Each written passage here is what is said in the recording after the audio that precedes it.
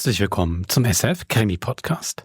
Mein Name ist Wolfram Möll. Bei mir ist die Frau, die gestern Abend ihren Wagen in einer Seitenstraße parkiert hat. Eine Seitenstraße der Novara-Straße, die später am Abend beim Überfahren einer roten Ampel erwischt worden ist von der Polizei. Und so wissen Sie auch noch, dass bei der Novara-Straße 2 beobachtet worden ist, wie um 22 Uhr eine Frau mit blonden Haaren hinausgekommen ist. Susanne Jansson. Hallo Wolfram. Klingt alles ein bisschen nach Thelma und Louise. Ich weiß immer noch nicht, wo der Haken ist, weil, rote Ampel überfahren, aber das machen wir jetzt nicht zu einem Krimi. Und es gibt viele Haken in dieser Geschichte oder viele Fragezeichen. Novara Straße 2, für alle, die es nicht mehr wissen, da war früher in Basel das Radiostudio, das sehr schöne. Über 100 Jahre ist das gewachsen, toller Anbau, wunderschöner Innenhof. Es könnte sein, dass ich dort hochfahre, allerdings, du kennst unser Auto nicht, ich fahre keine Berge mehr hoch, weil ich immer Angst habe, dass es bald nicht mehr schafft. Aber setzen wir mal voraus, ich hätte es geschafft, dann die blonde Frau, kommt die additiv dazu oder bin ich das? Tja, das ist halt eben die Frage, ob das zu deinem Gunsten ist, wenn du das bist, oder ob das eher dem Strick tritt. Denn was ist in der Novara Straße 2 passiert? Wahrscheinlich kein Hörspiel aufgenommen worden. Nee, da gibt es ja jetzt nur noch teure Eigentumswohnungen. Mhm. Ein Tatort. Aber ich bin doch nicht so beknackt und lass mich dann, ungejagt, rase ich doch dann nicht über die rote Ampel. Es geht den Leuten wie den Menschen. Hat dieser Kriminalfall eine Auflösung? Das hören wir dann vielleicht noch. Also, Okay. Wir hören Ich bin heute. hooked. Das ist schon mal die Hauptsache. Das heutige Hörspiel wirft auch mehrere Haken aus, finde ich, kann man so sagen. Das ist ein Angler, der hat mindestens 2, 3 Angeln da oder 3 Leinen ausgeworfen. Und ich habe gern angebissen.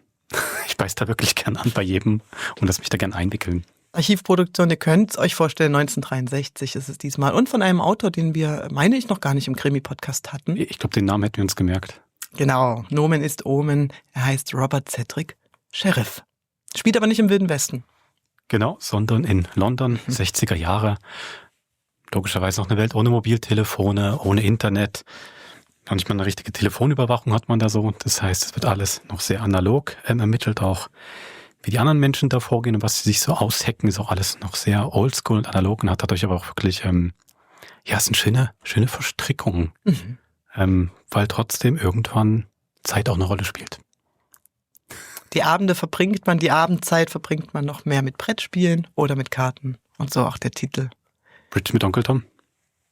Viel Vergnügen. Viel Spaß.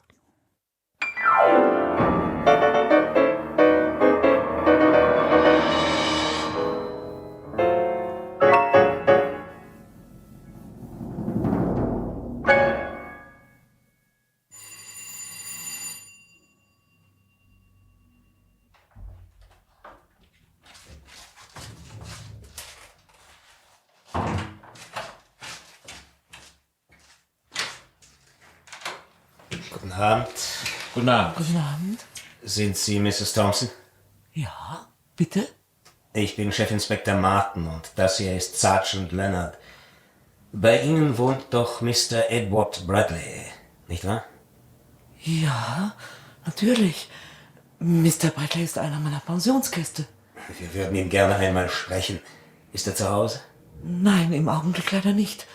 Aber da er bis zum Abendessen wieder zurück sein wollte, wird er sicher gleich kommen. Dürfen wir so lange warten? Tja, wie Sie wollen. Ach, bitte kommen Sie doch herein. Okay. Ja, in den Salon kann ich Sie leider nicht führen. Da warten nämlich schon einige meiner Gäste auf ihr Abendessen. Wenn ich Sie daher in Mr. Bradleys Zimmer im 1. Stock bitten darf. Aber ja, natürlich. Ich gehe am besten voran. Vielen Dank.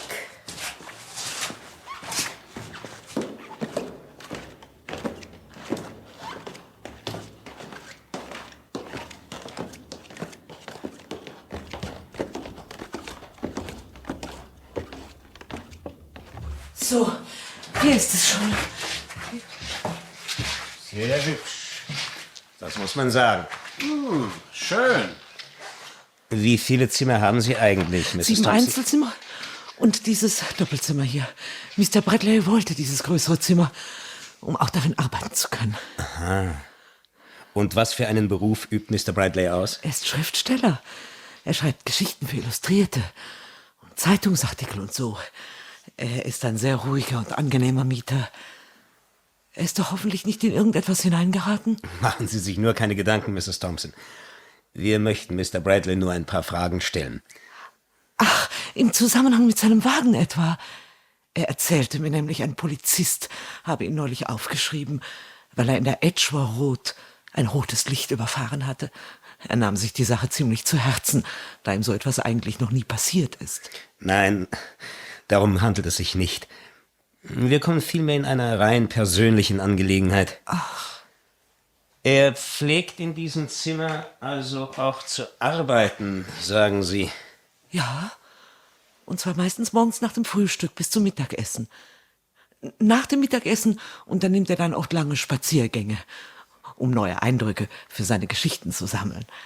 Aber bis zum Abendessen ist er fast immer wieder zurück. Geht er nach dem Abendessen noch einmal aus? Ja, zuweilen. Aber meist bleibt er zu Hause und arbeitet noch ein paar Stunden. Hat er eigentlich viel Erfolg mit dem, was er schreibt?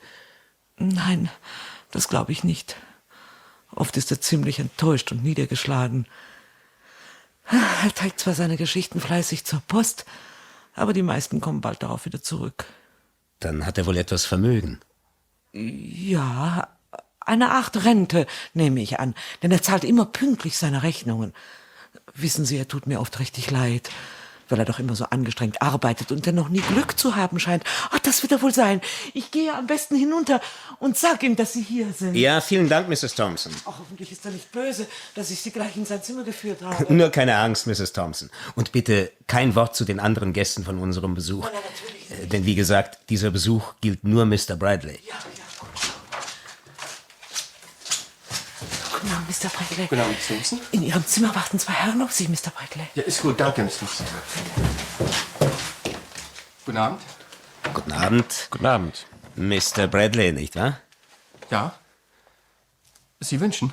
Ich bin Chefinspektor Martin und das hier ist Sergeant Leonard. Bitte nehmen Sie doch Platz, meine Herren. Danke. Danke. Sie kommen wegen dieser Geschichte mit meinem Wagen neulich, nicht wahr? Glauben Sie mir, ich habe vorher noch nie ein rotes Licht überfahren.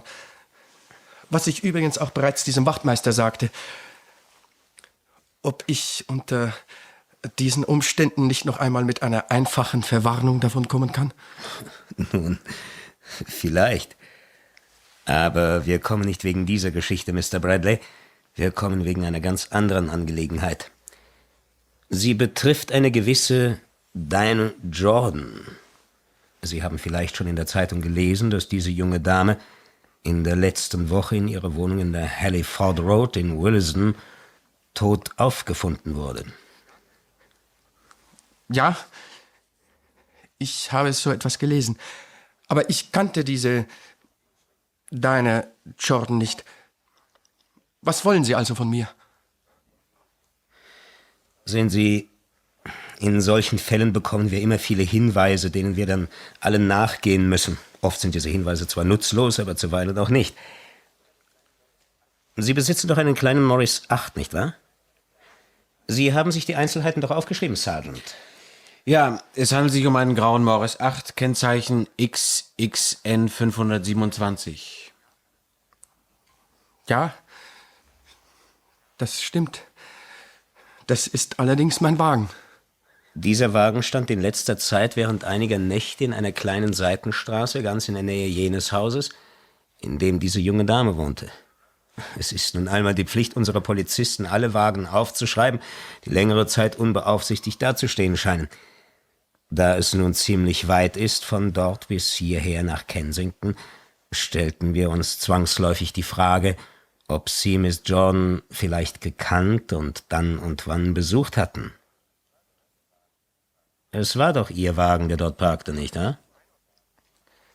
Nein, das glaube ich nicht. Aber er wurde doch dort gesehen, Sir. Pflegen Sie Ihren Wagen vielleicht zuweilen auszuleihen? Nein, nie. Dann muss es einfach Ihr Wagen gewesen sein, Mr. Bradley. Ein grauer Morris 8, Kennnummer XXN 527. Er wurde 3-mal hintereinander von 3 verschiedenen Polizisten aufgeschrieben. Wie erklären Sie sich das? Nun, wenn Sie so sicher sind, dass es mein Wagen war, dann muss es vielleicht doch gewesen sein. Sehen Sie, ich bin Schriftsteller und gehe daher oft spazieren. Vor allem auch bei Nacht. Denn ich finde den Stoff zu meinen Geschichten zuweilen buchstäblich auf der Straße. Ich fahre einfach irgendwo hin, stelle meinen Wagen irgendwo ab und schlendere 2-3 Stunden umher, kehre dann zu meinem Wagen zurück und fahre schließlich wieder nach Hause. Das klingt etwas merkwürdig, nicht wahr? Aber jeder Schriftsteller hat nun einmal seine eigene Arbeitsweise. Was ich durchaus verstehe, Mr. Bradley. Aber wenn Sie einfach so drauf losfahren, wie Sie sagen, wie kommt es dann, dass Sie einige Male immer wieder genau an demselben Ort landeten? Nun, auch dafür gibt es eine Erklärung. Ich habe in meinem Unterbewusstsein wahrscheinlich eine gewisse Vorliebe für bestimmte Gegenden. Wenn ich dann aber wieder nach Hause komme, da könnte ich wirklich nicht mehr sagen, wo ich eigentlich gewesen bin. Ich könnte nur noch sagen, dass ich irgendwo parkte und dann spazieren ging. Na schön. Lassen wir also die Geschichte mit Ihrem parkenden Wagen für den Augenblick auf sich beruhen, Mr. Bradley. Wenn Sie sich einfach nicht mehr erinnern können, in der Colmar Road in Williston geparkt zu haben. Ja, wie sollte ich auch? Da ich doch nie nach den Straßennamen sehe. Glauben Sie mir, ich würde Ihnen wirklich sehr gerne behilflich sein, wenn ich nur könnte. Oh, ja, ich muss nun leider hinunter zum Abendessen, da Mrs. Thompson selbst kocht. Da hat sie es begreiflicherweise nicht gern, wenn ihre Gäste zu spät kommen. Sie behaupten also, diese Dinah Jordan nicht gekannt zu haben. Ich erfuhr erst dann von ihr, als ich von diesem Mord in der Zeitung las. Übrigens, etwas wollte ich Ihnen noch zeigen, Sir.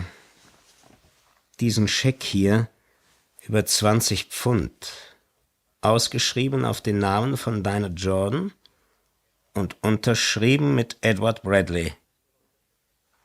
Ist das Ihre Unterschrift? Sehen Sie, Mr. Bradley, Sie sagten doch, Sie würden uns gerne helfen. Und ich glaube, Sie sollten wirklich auch alles tun, was in Ihren Kräften steht. Wir wissen zwar noch nicht viel über diese Dinah Jordan, aber es hat doch bereits den Anschein, dass sie, wie man so sagt, ein leichtes Mädchen war. Ich kann zwar verstehen, dass ein Mann wie Sie seine Beziehungen zu einem solchen Mädchen verheimlichen möchte. Wenn dann aber eine so ernste Sache wie dieser Mord hier geschieht, ist sicher rückhaltlose Offenheit am Platz. Das sehen Sie doch hoffentlich ein. In Ihrem eigenen Interesse. Entschuldigen Sie bitte, aber was Sie da sagen, ist einfach lächerlich. Nur weil mein Wagen zufällig in der Nähe eines bestimmten Hauses gesehen wurde und weil eine gewisse Dame, die zufällig ermordet wurde, zufällig von mir ein kleines Geschenk erhielt, da kommen Sie her und beschuldigen mich. Aber ich beschuldige Sie doch gar nicht, Mr. Bradley. Ich bitte Sie nur um Ihre Hilfe, um die Beantwortung gewisser Fragen. Es wurde beobachtet, wie ein Mann in einem einreihigen grauen Flanellanzug an jenem Abend Dinah Jordans Wohnung verließ. Ja, und weil ich zufällig, wie 10.000 andere Herren in London, einen einreihigen grauen Flanellanzug trage, da kommen Sie nun her und fragen mich und... Wir fragen nicht jeden Herrn in London, der einen grauen Flanellanzug trägt, Mr. Bradley. Aber Sie wurden zufällig auch von einem Polizisten angehalten, als er ein rotes Licht an der Kreuzung von Edgware Road und Palmer Street überfuhren, und zwar am letzten Mittwoch, so gegen 10:15 Uhr abends, also etwa 20 Minuten nach diesem Mord. Außerdem liegt diese Kreuzung auf einer Straße, die von der Wohnung dieser Dame zu ihrer Wohnung hier in Kensington führt. Ich frage Sie daher, wo waren Sie in jener Nacht? Angenommen, ich verweigere die Auskunft. Sie sind natürlich nicht verpflichtet, meine Frage zu beantworten. Aber Sie sehen sicher ein, dass alles nur noch schwieriger werden wird. Für uns und für Sie, wenn Sie uns die Auskunft in diesem einen wesentlichen Punkt verweigern. Ja, gewiss. Und doch, so leid es mir tut, aus rein persönlichen Gründen möchte ich doch lieber schweigen. Wenn die Dinge so liegen, Mr. Bradley, haben wir hier im Augenblick wohl nichts mehr zu suchen. Sollten Sie morgen Vormittag jedoch Zeit haben, so möchte ich Sie bitten, so gegen 10 auf das Polizeirevier in der Fairburn Road zu kommen, damit wir Ihre Fingerabdrücke nehmen können. Na, schön. Ich werde rechtzeitig dort sein. Sie verreisen doch nicht etwa in den nächsten Tagen. Nein, ich werde immer hier in London sein. Ja. Dann also, guten Abend. Guten Abend, Inspektor. Guten Abend, Sergeant. Guten Abend, Sir.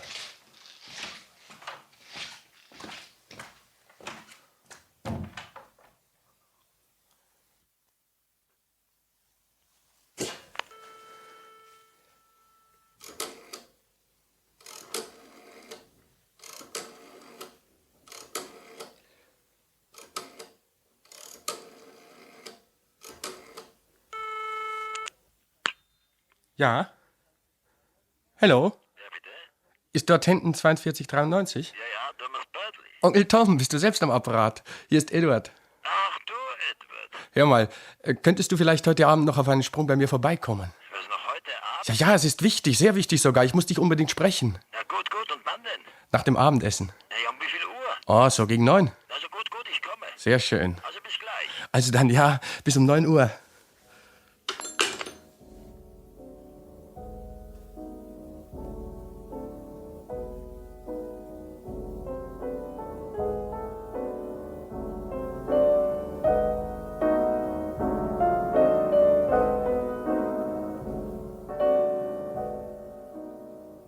Guten Abend, mein lieber Junge. Guten Abend, Onkel Tom. Nett, dass du noch gekommen bist. Na ja, was tue ich nicht alles für dich? Also, was ist los? Doch hoffentlich nichts Ernstes. Nein, ernst ist die Sache zwar nicht, doch immerhin ziemlich aufregend. Du willst mir doch nicht erzählen, dass du die Frau deines Lebens gefunden hast. Nein, so schlimm ist die Geschichte wirklich nicht, aber was möchtest du trinken? Einen Whisky oder ein Gläschen Port? Einen Whisky, alter Junge. Aber nicht zu viel Soda. Gut so? Ja, so ist es genau richtig. Also, auf dein Wohl, mein lieber Junge. So. Und nun schieß endlich los, sonst platze ich noch nach diesem geheimnisvollen Telefonanruf. Zunächst, was ich dir jetzt erzähle, muss unbedingt unter uns bleiben. Ist das klar? Ja, aber natürlich, mein lieber Junge, natürlich. Gut. Ja. Wie soll ich nur anfangen? Es ist alles noch so seltsam und unwirklich. Du hast doch sicher schon von dieser Diana Jordan gehört, die letzte Woche in Wilston ermordet wurde. Ja, sie wurde doch erwürgt auf ihrer Couch im Wohnzimmer, nicht wahr? Die Zeitungen waren und sind immer noch voll von dieser Geschichte. Die Polizei scheint in dieser Sache nicht richtig weiterzukommen. Die Polizei hat mir heute Abend einen Besuch abgestattet. Ach, Die Polizei glaubt, dass ich der Mörder bin. was? Dass du der Mörder bist? Ja, die Polizei ist fest davon überzeugt. Ja, aber du hast doch mit solchen Mädchen noch nie etwas zu tun gehabt. Du hast doch diese Diana Jordan sicher gar nicht gekannt. Doch, Onkel, ich habe sie gekannt. Und ich will dir auch erzählen, wie es zu dieser Bekanntschaft gekommen ist. Zigarette? Nein, ich nicht, danke.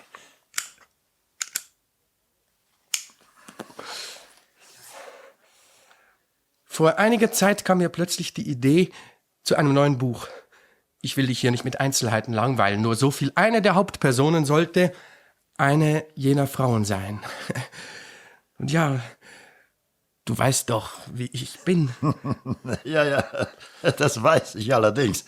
Du bist ein eingefleischter Junggeselle. Genauso wie ich. Und im Hinblick auf jene Frauen, über die ich nun schreiben wollte, ohne jede Erfahrung. Ja, davon bin ich überzeugt. Ich wusste zwar, dass es nicht weiter schwer sein konnte, gewisse Damen kennenzulernen, aber was ich wollte, das war ein ganz bestimmter Typ. Was ich brauchte, war nicht eines jener billigen Straßenmädchen, sondern etwas ganz anderes, etwas ganz Besonderes. Und auf einem meiner nächtlichen Spaziergänge, da fand ich dann schließlich auch, was ich suchte. Ja, aber Edward. Ja, ich lernte ein Mädchen kennen, das genau dem Typ zu entsprechen schien, hinter dem ich her war. Zunächst war ich allerdings meiner Sache nicht ganz sicher, denn sie schlenderte einfach durch die Regent Street und sah sich die Schaufenster an. Als sie jedoch merkte, dass ich sie ansah, lächelte sie. Plötzlich wusste ich, dass ich am Ziel meiner Wünsche war. Da ich doch noch niemals ein Erlebnis dieser Art gehabt hatte, wusste ich zunächst gar nicht, was ich sagen sollte. Dann lud ich sie einfach zu einer Tasse Kaffee ein, worauf wir in ein kleines Lokal am Oxford Circus gingen und eine Kleinigkeit zu Abend aßen. Und dort hast du ihr wahrscheinlich auch von deinen künstlerischen Nöten erzählt. Ja, zunächst glaubte sie natürlich, ich wollte nur so um die Sache herumreden. Als ich jedoch mit Einzelheiten meiner Geschichte herausrückte, fasste sie allmählich Zutrauen und begann schließlich zu erzählen, wobei ich rasch erkannte, dass sie mir mehr bieten konnte, als ich ursprünglich erwartet hatte. Denn sie hatte tatsächlich einige ganz ungewöhnliche Dinge erlebt und alles passte ganz ausgezeichnet zu der Figur, die mir vorschwebte. Ja, da wir in diesem Lokal nicht richtig reden konnten und da ich sie doch nicht hier in dieser kleinen Pension empfangen konnte, Gingt ihr schließlich zu ihr? ja, sie wohnte zwar nur in einer kleinen Dachwohnung eines alten Hauses in Wilston, aber es war wenigstens ruhig dort. Wir wurden auch nicht gestört. Also ich fuhr einige Male hin, ließ den Wagen in einer kleinen Seitenstraße stehen und unterhielt mich dann 1 oder 2 Stunden mit diesem Mädchen. Sie erzählte mir dabei so viel interessante Dinge, dass ich bald befürchtete, das Buch würde schließlich zu ihrer eigenen Lebensgeschichte auswachsen. Hast du dieses Buch inzwischen geschrieben? Nein, noch nicht. Diese ganze Geschichte begann doch erst vor etwa einem Monat und ich hatte dieses Mädchen auch erst 5 oder 6 Mal gesehen, als ich plötzlich diese Hiobsbotschaft in der Zeitung las. Ich nehme an, du verstehst nun, warum die Polizei heute Abend bei mir war. Ja, natürlich. Wenn man weiß, dass du zuweilen bei diesem Mädchen warst, dann... Wie gesagt, Dinah Jordan wurde am letzten Mittwoch ermordet. Nach den Zeitungsberichten muss dieser Mord abends zwischen 9 und 10 Uhr geschehen sein. Denn kurz vor 9 ging sie noch einmal die Treppe hinunter, um sich von ihrer Wirtin die Abendzeitung auszuleihen. Als die Wirtin sich diese Zeitung um 10 Uhr wiederholen wollte, war das Mädchen bereits tot. Aber nun kommt erst noch die Hauptsache. Ich selbst war an jenem Abend bei ihr gewesen. Mein Gott. Ja, aber du weißt doch, Onkel, dass ich am letzten Mittwochabend auch bei dir war. Am letzten Mittwochabend? Aber ja, natürlich warst du da bei mir. Du kamst doch zum Abendessen zu mir und anschließend spielten wir doch Bridge mit Jim Parsons und Jack Marsh. Das ist doch völlig klar, nicht wahr? Aber ja, natürlich. Aber wie kommt es dann, dass... Da ich Dinah Jordan wegen ein paar abschließender Einzelheiten unbedingt noch einmal sprechen wollte und da ihre Wohnung doch sozusagen auf dem Weg zu deinem Haus lag, entschloss ich mich, sie kurz vor diesem Abendessen bei dir noch einmal aufzusuchen. Ich fuhr also etwa um 6:30 Uhr hier weg und war ungefähr um 7 Uhr in ihrer Wohnung. Dort blieb ich eine halbe Stunde und traf dann kurz vor 8 bei dir ein. Das stimmt doch, nicht wahr? Ja, du warst kurz vor 8 bei mir. Ich weiß das deshalb noch so genau, weil ich doch immer Punkt 8 zu Abend esse. Und weil wir an jenem Abend gerade noch etwas Zeit hatten für einen Aperitif. Und deine beiden Freunde, Jim Parsons und Jack March, trafen ein, als wir noch beim Essen saßen. Ja, auch das ist richtig. Sie kamen so gegen 8:30, setzten sich an den Tisch und tranken ein Glas Portwein mit uns. Anschließend gingen wir alle in meine Bibliothek und spielten dort Karten bis kurz vor 10.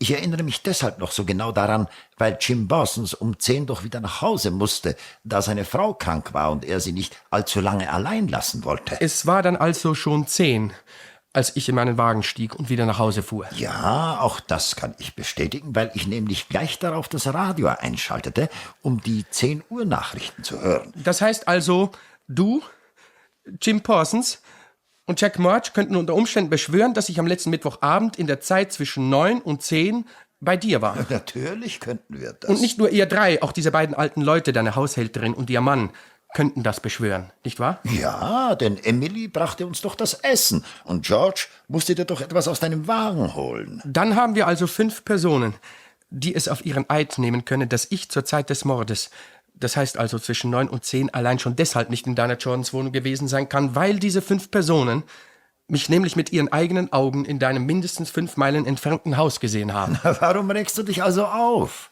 Du brauchst doch mit diesem Alibi nur zur Polizei zu gehen.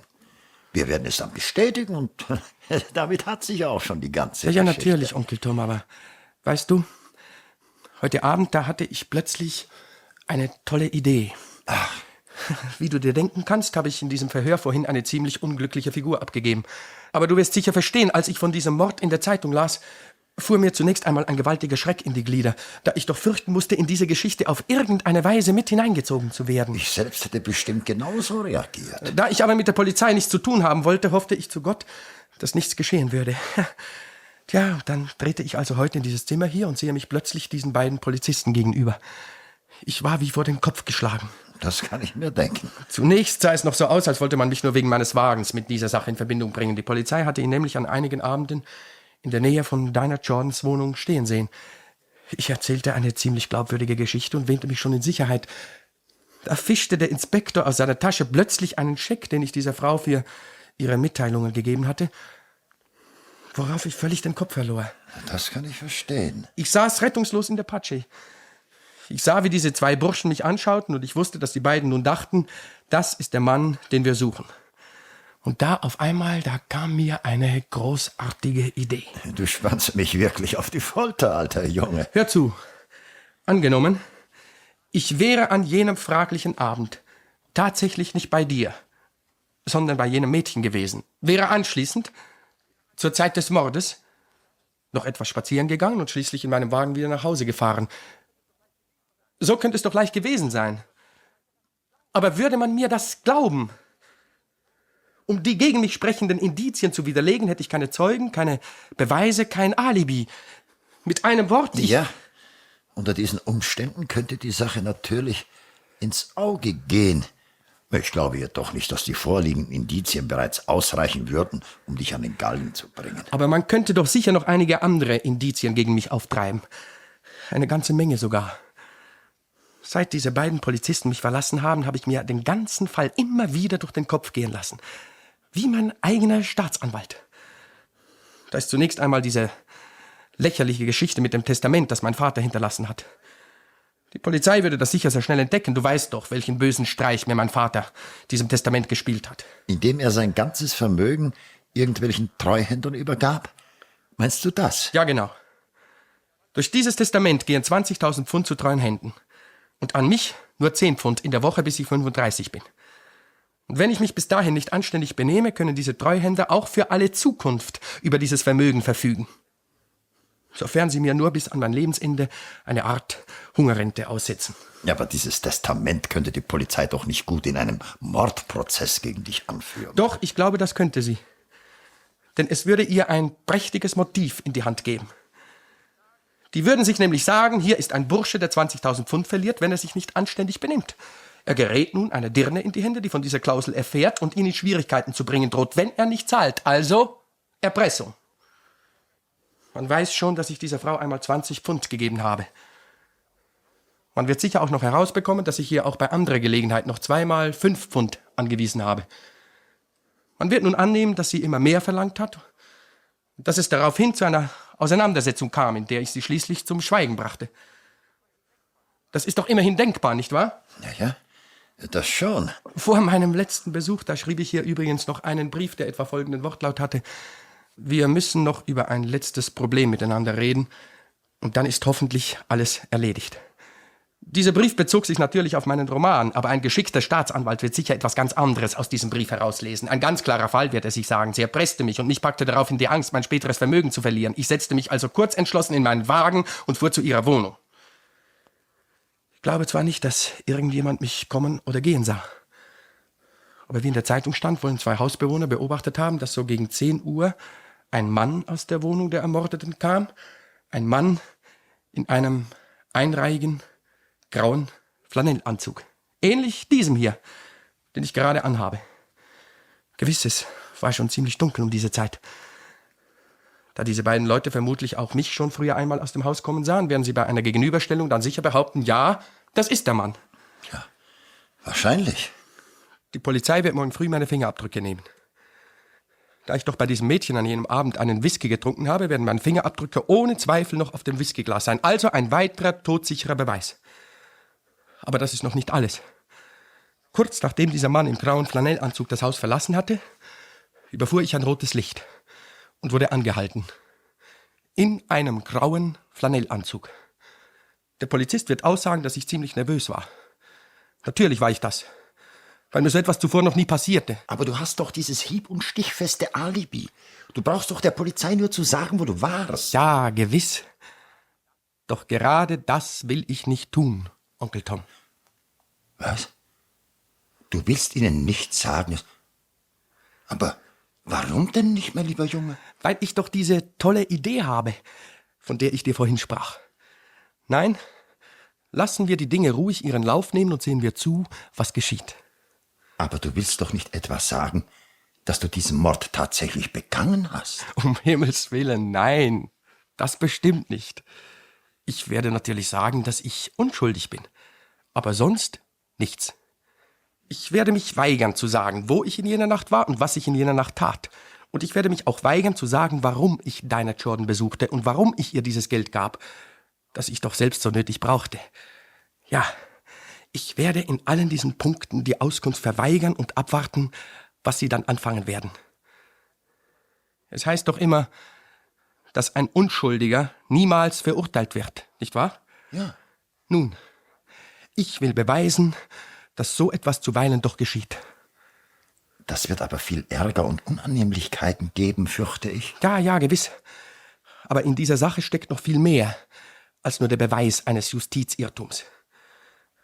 Du weißt doch, ich habe bis jetzt noch nicht viel Glück gehabt mit meinen Schreibereien. Vermutlich, weil mir einfach noch keine wirklich gute Geschichte eingefallen ist. Aber diese Geschichte hier wird mich berühmt machen. Wenn nämlich alles vorüber ist, werde ich mein Schweigen brechen und die ganze Sache zu Papier bringen. Und das wird eine Sensation ersten Ranges geben. Stell dir doch nur vor, ein Unschuldiger wird des Mordes angeklagt und zum Tode verurteilt und erlebt nun den Schrecken der Todeszelle. Doch dann, am Vorabend der Hinrichtung, rückt er plötzlich mit einem von 5 einwandfreien Zeugen untermauerten hieb- und stichfesten Alibi heraus. Diese Geschichte wird mir Tausende einbringen. Dieses Buch wird ein Bestseller werden. Dieser Bestseller wird verfilmt werden. Über Nacht habe ich plötzlich einen Namen und ein Vermögen. Ja, eine großartige Idee, Edward. Das gebe ich zu. Aber hat man denn bei uns hier in England die Todesstrafe nicht schon längst abgeschafft? Nicht für Raubmord. Und der Mörder hat doch den Schmuck mitgehen lassen. Wirklich, ich bewundere dich, Edward. Und sie können dich auch wirklich nicht hängen? Nein, Onkel, wenn wir diese Sache mit dem Alibi nur richtig vorbereiten. Deine beiden Freunde, Jim Parsons und Jack March, die werden doch hoffentlich mitmachen. Ja, aber sicher. Die werden sogar bestimmt viel Spaß an dieser Sache haben. Und diese beiden alten Leute, deine Haushälterin und ihr Mann. Auch auf die ist Verlass.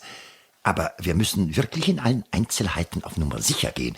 Wir dürfen uns zum Beispiel nicht einfach darauf verlassen, dass jeder von uns schon zur Stelle sein wird, wenn die große Stunde kommt. Es ist wohl am besten, wenn wir alle eine schriftliche Erklärung unterschreiben, in der steht, dass wir alle dich mit unseren eigenen Augen zur fraglichen Zeit in meinem Haus gesehen haben. Ja, das wäre gut. Und zwar werden wir diese Erklärung in 2-facher Ausfertigung unterschreiben und unsere Unterschriften dann auch noch von einem Notar beglaubigen lassen. Aber wenn dieser Notar merkt, was gespielt wird, wird er dann nicht mit dem, was er weiß, an die Öffentlichkeit treten. Aber dieser Notar wird diese Schriftstücke doch gar nicht lesen. Er wird nur unsere Unterschriften beglaubigen. Ja, das allerdings ist wichtig, damit du auch wirklich ein hieb- und stichfestes Alibi hast und wir nichts dem Zufall überlassen. Ja, und wenn wir diese beiden Schriftstücke dann unterzeichnet haben, werden wir sie auch noch getrennt und an sicherer Stelle aufbewahren. Die Frage ist jetzt nur noch, wo? Auf alle Fälle nicht hier bei mir, dass Sie dieses Zimmer bestimmt schon bald gründlich durchsuchen werden. Nein, ich würde vorschlagen, dass du das eine Schriftstück bei meiner Bank hinterlegst und das andere bei deinem Notar. Ja, sicher ist sicher. Obwohl wir diese Erklärung natürlich nur für den Notfall aufsetzen, da wir doch alle sozusagen auf Abruf zu deiner Verfügung stehen werden, wann immer du uns brauchst. Mein Gott, das wird die Sensation des Jahres werden. Es ist wirklich hochanständig von dir, Onkel Tom, bei dieser Sache mitzumachen. Und ich werde mich auch dafür erkenntlich zeigen. Ja, bitte. Doch, da mir diese Geschichte ein kleines Vermögen einbringen wird, werde ich dich mit 10% an allen Einkünften aus diesem Buch beteiligen. Einverstanden? Ja, aber Edward, es würde mir nicht einmal im Traum einfallen, auf so etwas einzugehen. Doch, Onkel Tom, ich bestehe darauf. Und ich werde das auch jetzt gleich zu Papier bringen. So. Ja.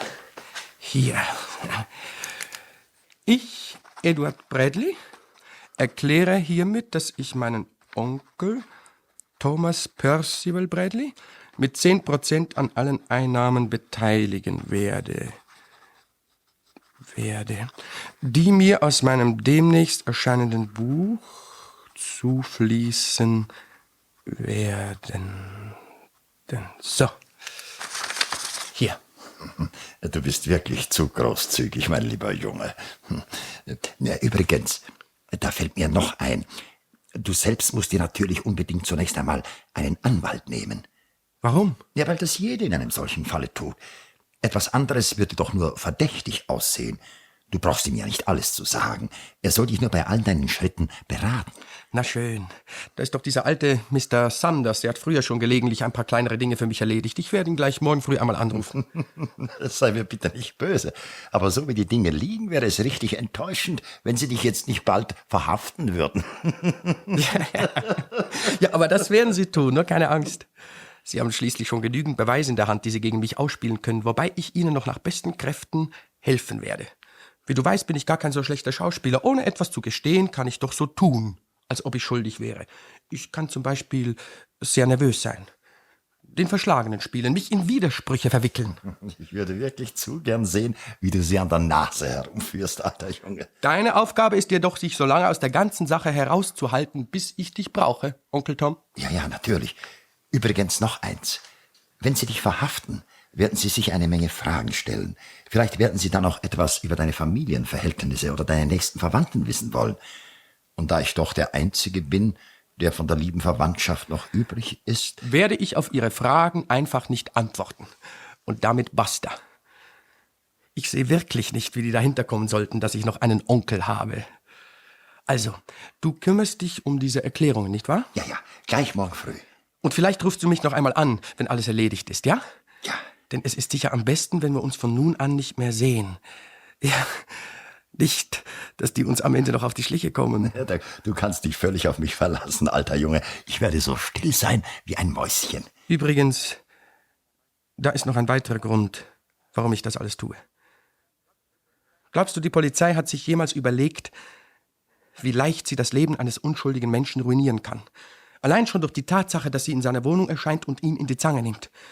Die Polizei wird schon ihre Gründe haben, werden sich die Nachbarn sagen. Und ich wette, sie werden heute Nacht ihre Türen abschließen, um nicht genauso erwürgt zu werden wie deine Jordan. Mit anderen Worten, ich bin plötzlich ein Außenseiter der Gesellschaft.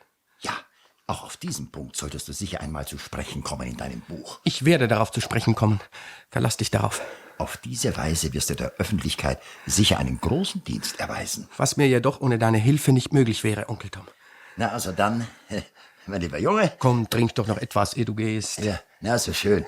Aber nur noch einen winzigen Schluck. Ja, nicht so viel Wasser. Ja. Wenn du morgen Abend die Zeitung zur Hand nimmst, wirst du gleich auf der ersten Seite wahrscheinlich eine dicke Schlagzeile entdecken. Der Mordfall Jordan, ein Verhör auf dem Polizeirevier, die Polizei steht dicht vor einer Verhaftung.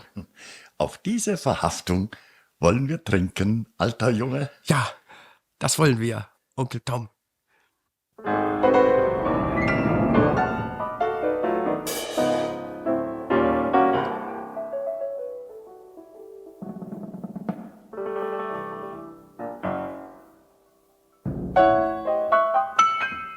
Onkel Tom. Onkel Tom, bist du noch am Apparat? Ich habe nur schnell die Tür zugemacht. Ja, ich bin noch da. Also los, Edward.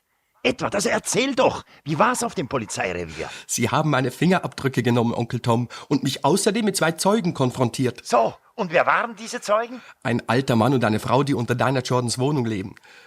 Da Sie bei meinen Besuchen oft aus dem Fenster sahen, haben Sie mich natürlich sofort wiedererkannt. Und die Polizei? Was hat die daraufhin getan? Nun, man fragte mich noch einmal, wo ich in jener Nacht gewesen sei, worauf ich nur erwiderte, aus bestimmten Gründen könne ich das leider nicht sagen. Danach gaben sie mir sehr höflich zu verstehen, dass ich wieder nach Hause gehen könne. Auf dem Heimweg habe ich dann bemerkt, dass ich bereits beschattet werde. Ja, wundervoll.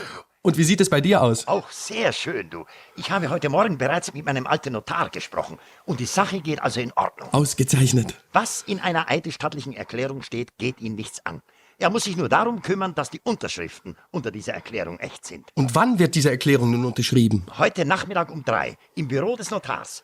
Ich habe mit Jim Parsons und Jack Marsh in dieser Angelegenheit bereits gesprochen. Dann sind die beiden also mit von der Partie. Ja, und die freuen sich schon diebisch. Und wie steht es mit deiner Haushälterin und ihrem Mann? Auch die machen mit. Nach dem Mittagessen wollen wir uns alle bei mir versammeln und unsere Erklärungen in zweifacher Ausfertigung zu Papier bringen. Anschließend werden wir dann zum Notar gehen. Großartig. Du, Edward, ich weiß auch schon, was wir schreiben werden. Soll ich dir meinen Entwurf einmal vorlesen? Ja, bitte komm, lass doch mal hören. Einen Augenblick, ja. Moment, hier ist er, ja. Also, ich, so weiter und so weiter, versichere hiermit an Eidesstatt, dass Edward Bradley am Mittwoch, den 21. September dieses Jahres von 8 Uhr bis 8:30 Uhr im Hause seines Onkels Thomas Percival Bradley, Graham Park Road 14, Hendon, das Abendessen einnahm. Anschließend spielte er ohne Unterbrechung bis 10 Uhr Bridge in der Bibliothek. Ich sah dann selbst, wie er um 10 Uhr mit seinem Wagen wieder nach Hause fuhr. Das klingt gut.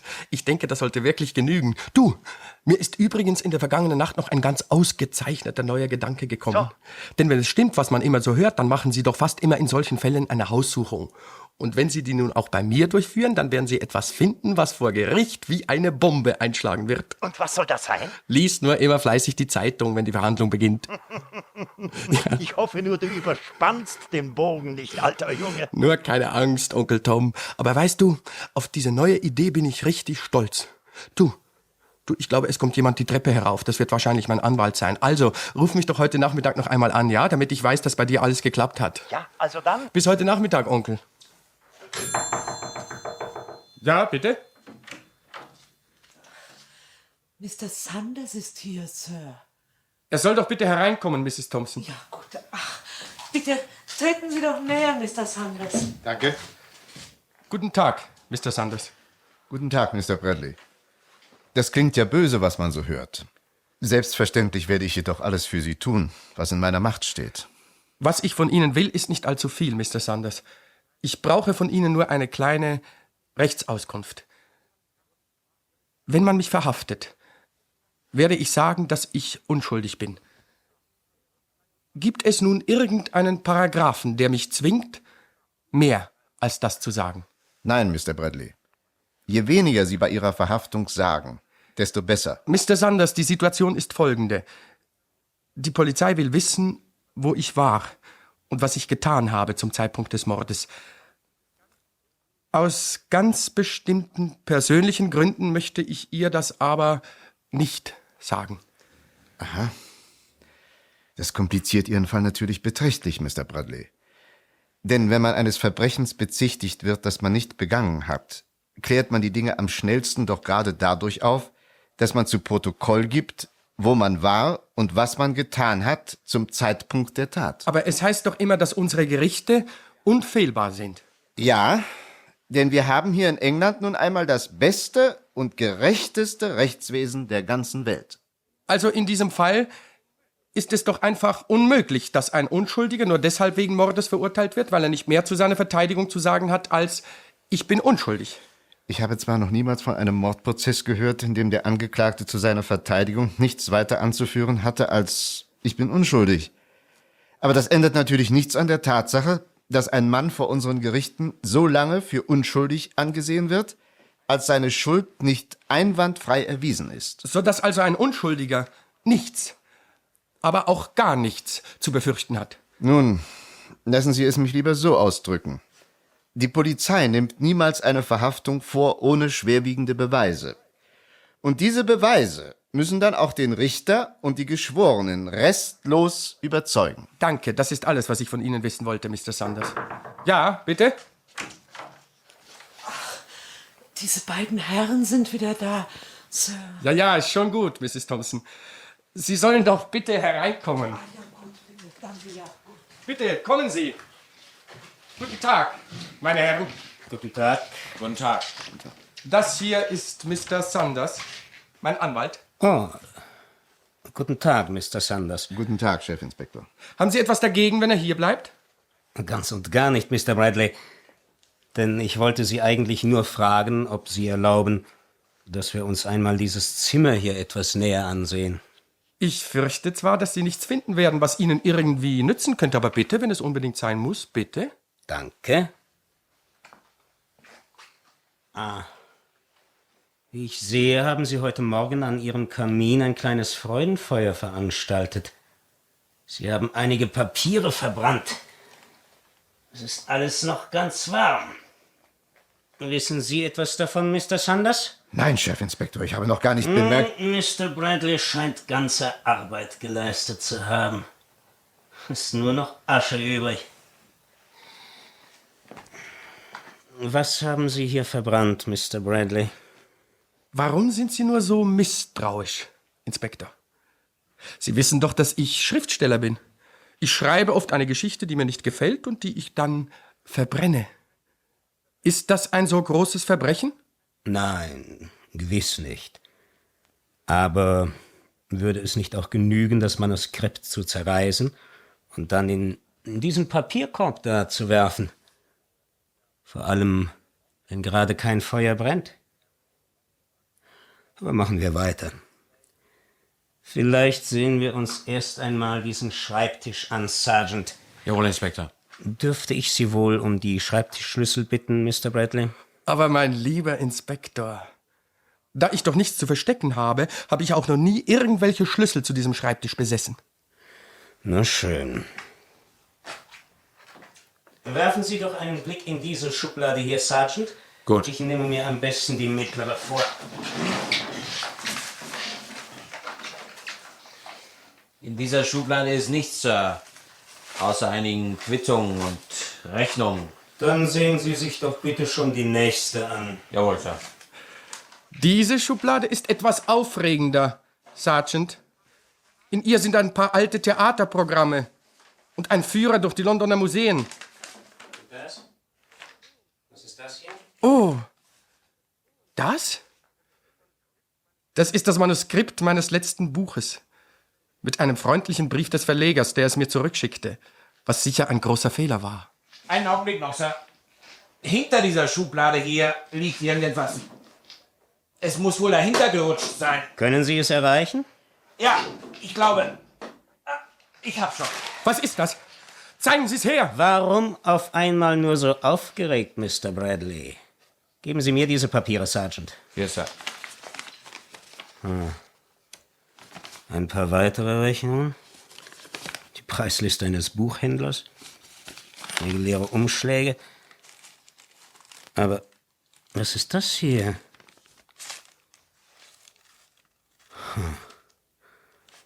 Das ist doch wohl der Durchschlag eines Briefes, den Sie geschrieben haben, Mr. Bradley.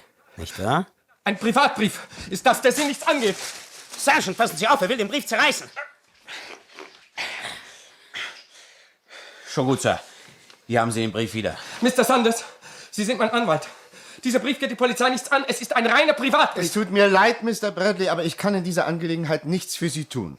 Da Sie den Herren die Erlaubnis gegeben haben, Ihr Zimmer zu durchsuchen, sind Sie auch berechtigt... Aber das ist doch wirklich die Höhe. Eine einzige Schande ist das. Sie haben gegen mich Gewalt angewendet. Und dafür sollen Sie mir büßen, meine Herren. Nun, das bleibt noch abzuwarten, Mr. Bradley. Einstweilen sieht es jedenfalls ganz so aus, als ob Ihrem kleinen Freudenfeuerchen etwas entgangen sei.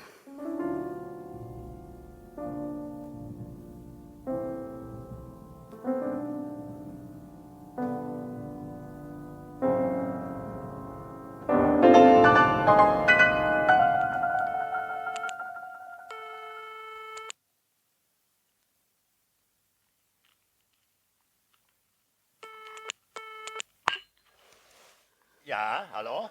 Onkel, bist du's? Oh, Edward.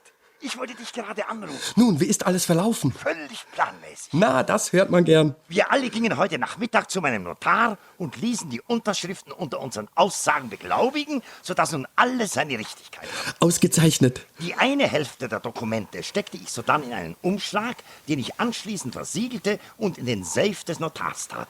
Die andere Hälfte der Papiere habe ich noch hier bei mir, um sie möglichst bald an deine Bank zu schicken. Würdest du mir bitte mal die Adresse geben? Ja, es ist die staatliche Provinzbank, High Road 72, Moment. Kensington. Moment, staatliche Provinzbank? Ja, High Road. High Road 72. 72 Kensington. Ja, Okay, ich werde den Umschlag mit den Papieren versiegeln und gleich morgen früh wegschicken. Ich werde darauf schreiben, privat und streng vertraulich. Eigentum von Edward Bradley. Bis zum Eintreffen weiterer Anweisungen aufbewahrt. ja, und bist du auch ganz sicher, dass die anderen nicht plaudern und die ganze Geschichte damit vorzeitig zum Platzen bringen? Aber nein, ich habe allen die ganze Sache genau erklärt und bin felsenfest davon überzeugt, dass wir uns auf sie verlassen können. Sie sind von deiner Idee so begeistert, Edward, dass sie sich eher die Zunge abbeißen würden, als ihr Schweigen vorzeitig zu brechen. Ja. Und wie ist es dir inzwischen ergangen? Ach, ich wollte, du wärst heute Nachmittag hier gewesen, wie ich die aufs Eis geführt habe. Ich ahnte doch, dass sie mein Zimmer durchsuchen werden und habe schnell noch ein paar alte Papiere im Kamin verbrannt, was natürlich sofort ihren Verdacht erregte. Und als sie dann noch etwas fanden, das ich in deiner Schreibtischschublade versteckt hatte, gerieten sie vor Freude ganz aus dem Häuschen. Ich machte eine schreckliche Szene und versuchte ihnen, ihren Fund wieder zu entreißen. Aber natürlich ist er jetzt in ihren Händen. Aber sei nur vorsichtig, Edward. Ja, nur keine Angst, das bin ich. Du übrigens, Onkel, ich nehme an, dass die Dinge nun rasch ins Rollen kommen, sodass es wohl am besten ist, wenn wir uns bis zu dem großen Tag nicht mehr sehen. Okay, also dann gute Nacht, Edward. Gute Nacht, Onkel.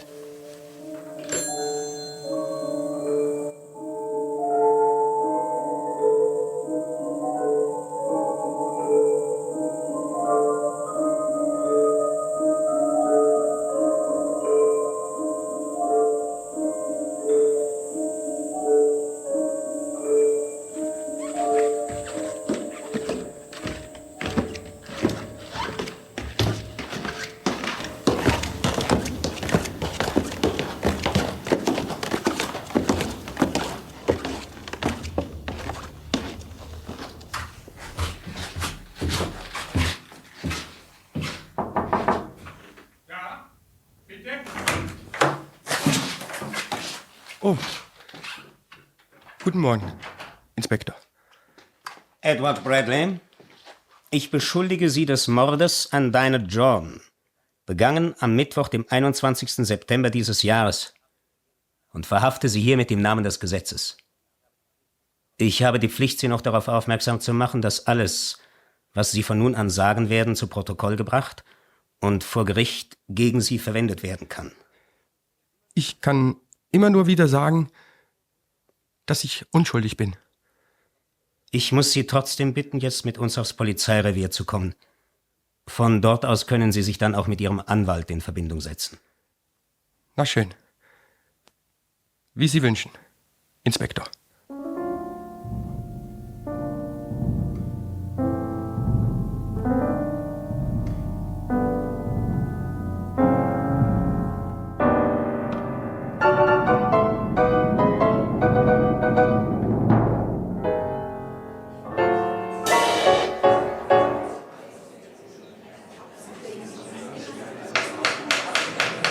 Bitte um Ruhe. Der Herr Staatsanwalt hat noch immer das Wort. Meine Herren Geschworenen, als Vertreter der Anklage habe ich es hier mit einem klaren und eindeutigen Fall zu tun. Der Angeklagte ist ein Mann von 32 Jahren, der in den letzten 7 Jahren von einer verhältnismäßig kleinen Rente lebte, die ihm ausgezahlt wurde von den Treuhändern seines väterlichen Erbes. An seinem 35. Geburtstag sollte der Angeklagte dann in den vollen Genuss der ganzen Erbschaft von 20.000 Pfund gelangen, sofern er bis dahin seinem Namen keine Schande gemacht hatte. Sollte er gegen diese Bedingungen inzwischen allerdings verstoßen haben, waren die Treuhänder ermächtigt worden, anstelle der vollen Summe auch weiterhin nur 10 Pfund in der Woche auszuzahlen. Das also ist der Hintergrund jener Ereignisse, die den Angeklagten schließlich vor dieses Gericht gebracht haben. Allem Anschein nach hatte der Angeklagte 7 Jahre lang in seinem Lebenswandel den gerade erwähnten Bedingungen entsprochen. Nur noch 3 Jahre blieben somit bis zu seinem 35. Geburtstag. Und die volle Erbschaft war damit schon in greifbare Nähe gerückt. Da lernte er plötzlich diese Dinah Jordan kennen. Obwohl diese Bekanntschaft als solche noch nicht gegen die Bedingungen des Testamentes verstieß, nahm diese Affäre dann doch einen Verlauf, den der Angeklagte nicht vorhergesehen hatte.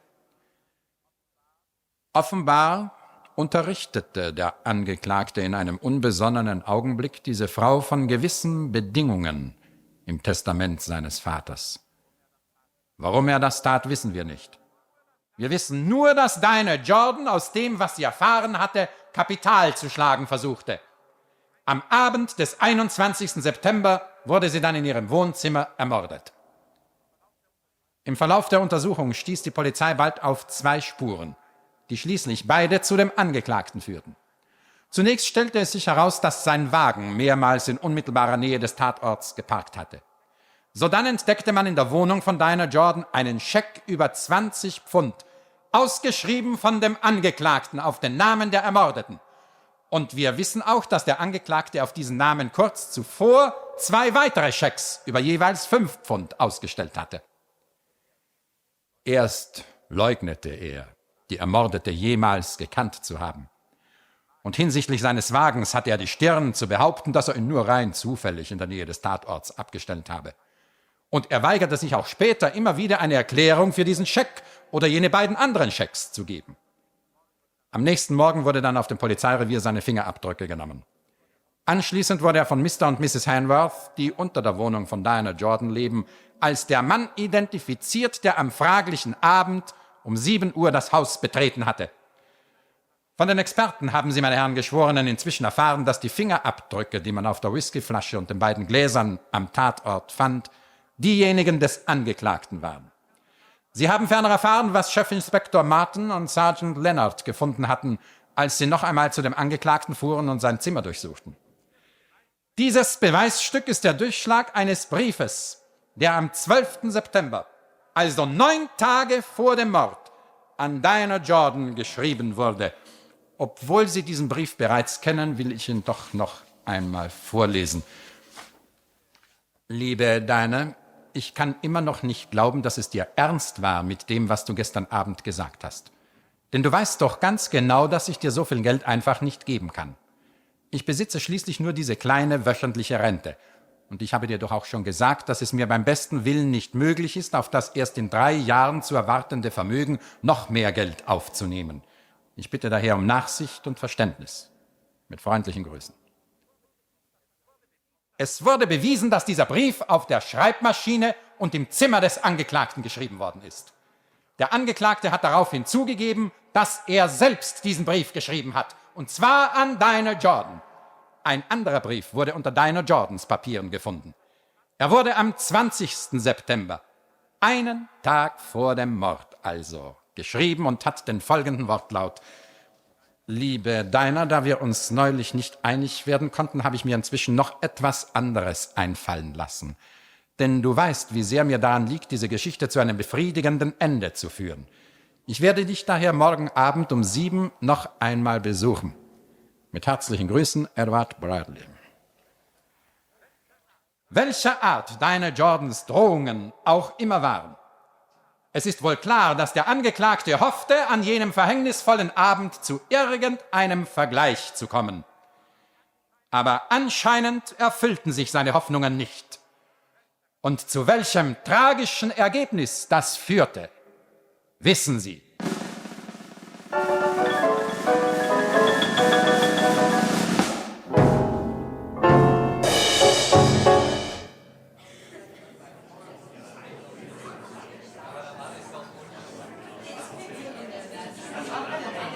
Meine Herren Geschworenen,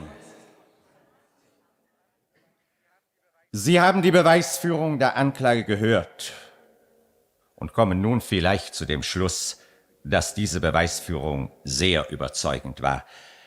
Bedenken Sie dabei aber bitte, dass der Angeklagte nicht allein schon deshalb schuldig ist, weil er nichts zu seiner Verteidigung anzuführen hatte. In der Tat, er hat sich nur immer wieder als nicht schuldig bekannt und es im Übrigen dem Vertreter der Anklage überlassen, sie restlos von seiner Schuld zu überzeugen. Obwohl ausreichend Gelegenheit dazu war, weigerte er sich immer wieder, uns zu sagen, was er an jenem Abend tat. Was die Frage des Motivs angeht, so muss ich Ihnen sagen, dass es nicht Sache dieses Gerichtes ist, irgendwelche Beweggründe ausfindig zu machen. Diese Beweggründe verbergen sich oft in den tiefsten Tiefen der menschlichen Seele. Immerhin können wir sagen, dass, von dem geraubten Schmuck dieses Mädchens einmal ganz abgesehen, die Anklagevertretung genügend Beweise vorgelegt hat, die zeigen, dass deine Jordan den Angeklagten durch die Androhung von Indiskretionen zu erpressen suchte. Was sich der Angeklagte früher einmal zu Schulden kommen ließ, wissen wir nicht. Erpressung ist ein gemeines Verbrechen, gewiss. Aber dieses Verbrechen rechtfertigt sicher noch lange nicht einen rohen und kaltblütigen Mord.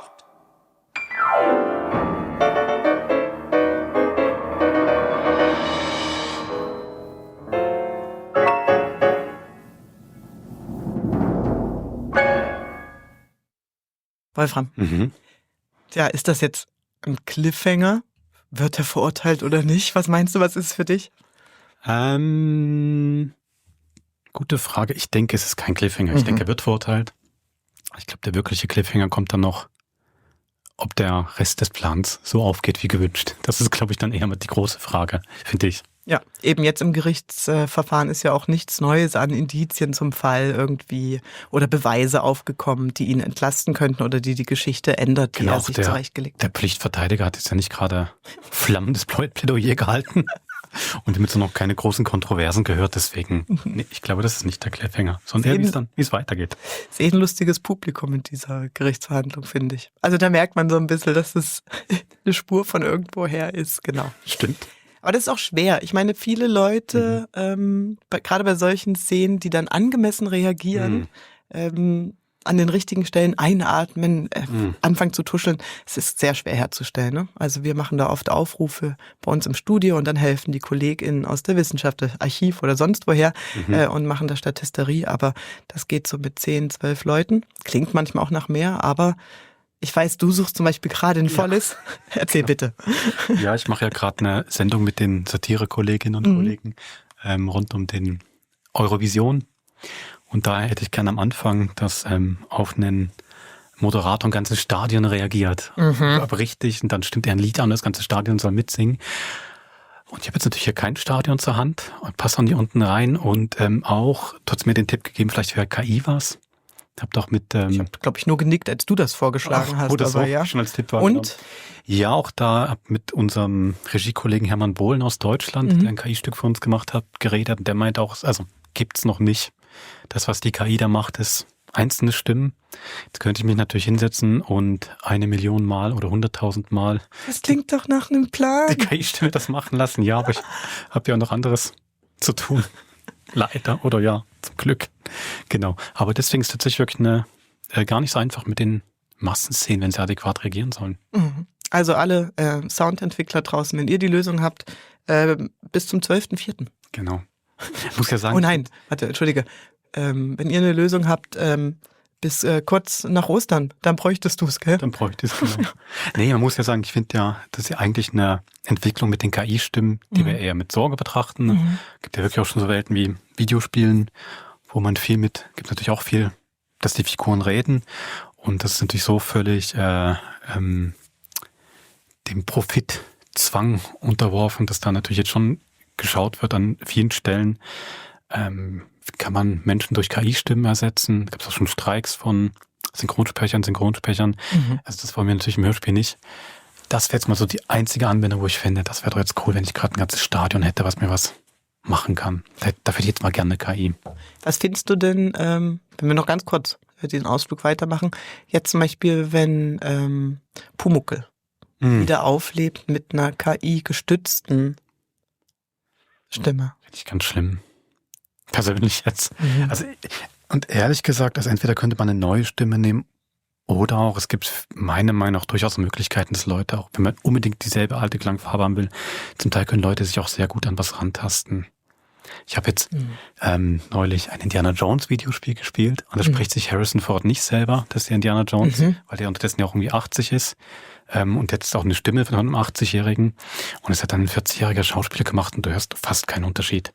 Ist natürlich Videospiel, dann hast du noch Indiana Jones mit seiner Feodora und seiner Peitsche und der Lederjacke, dann bastelst es dir innerlich auch alles mehr zurecht. Natürlich beim Reinaudio würdest du mehr drauf achten, aber ich bin da jetzt gar kein Fan davon mit KI-Stimme. Also es ist für mich dann auch, also ich weiß auch nicht, das ist so komisch. Man sagt das eben auch bei Videospielen, aber auch Animationsfilmen. Es gibt dann sowas, Uncanny Valley, heißt das, kennst du den Begriff? Damit ist gemeint, wenn Sachen sehr nah dran sind an dem Original, zu nah dran, dann findet man es irgendwann extrem unheimlich.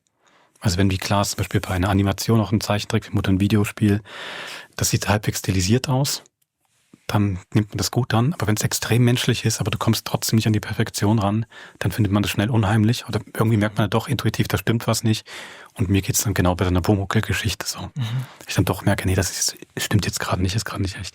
Das ist aber spannend, dass du sagst, eben, es braucht eigentlich entweder die perfekte Täuschung, und die ist ja dann, also ja, da kann man ja jetzt auch ein Buch drüber schreiben, was dann auch das Original ist und die Kopie. Oder aber wir brauchen das Quäntchen an Fantasie ist dann uns lieber, das zu ergänzen, als, ja, also, oder dass es eine kleine Verschiebung ausreicht, um. Würde ich jetzt sagen. Ja. Spannend. Ja, hey, die Welt hat sich auch dran gewöhnt, dass es keine Kastraten mehr gibt. Countertenöre sind auch eine wunderbare Bereicherung. Man muss nicht immer das, was verflossen ist, gestorben ist, bis in alle Ewigkeit verwahren. Ich denke da mal an Futurama, an die Floating Heads. Hast du das geschaut? Okay. Da sind viele alte Stars aus den 90ern und sowas in dieser Zukunftstrickfilmserie, sind nur noch als Köpfe konserviert und können aber ja, okay. Alle können dann Konzerte geben und in Talkshows gehen und sowas, genau. Gut, jetzt sind wir ein bisschen weggekommen vom Bridge mit Onkel Tom. Hey, was ich eben zum Bridge mit Onkel Tom sehr gern sagen möchte, die Musik. Klaus Cornell hat die gemacht, Klaviermusik hier für dieses Hörspiel, deutscher Komponist. Ich hatte irgendwann so Freude, weil die kommt zum ersten Mal, wenn er in der Pension ist. Spielt er so mit auf dem Klavier und ich hatte dann irgendwann das Bild, ich dachte, aha, weil es so ein Salon ist und er wird zu Abend gegessen, wo ich dann dachte, die Mutter des Hauses da, die Frau, die da alles vermietet, dass sie halt am Klavier sitzt und die Musik spielt. Und dann hatte ich das Bild halt irgendwie dann so weiter mit mir getragen, dass eigentlich immer, wenn Klaviermusik kommt, dass irgendjemand irgendwo hockt, also die Frau mal mithört und was gerade oben passiert im Zimmer im Verhör und dann immer wieder in die Tasten greift.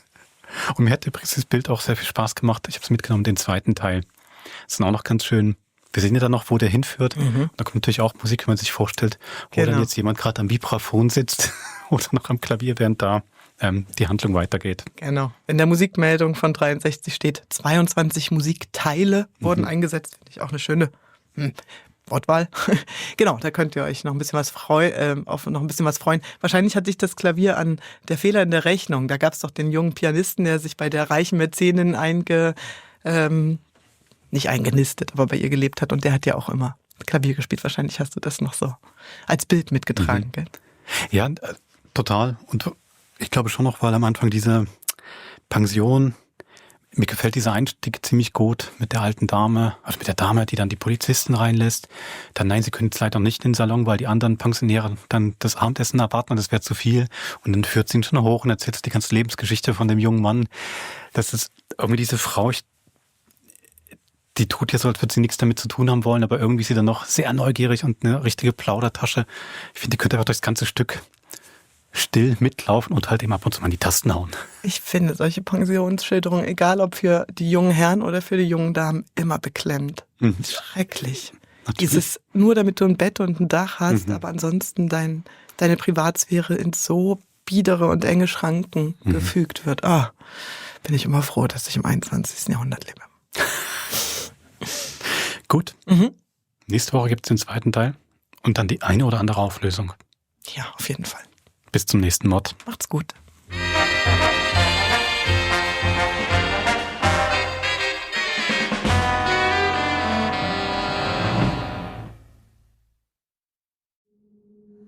Das war ein Podcast von SRF. Produziert im Auftrag der SRG.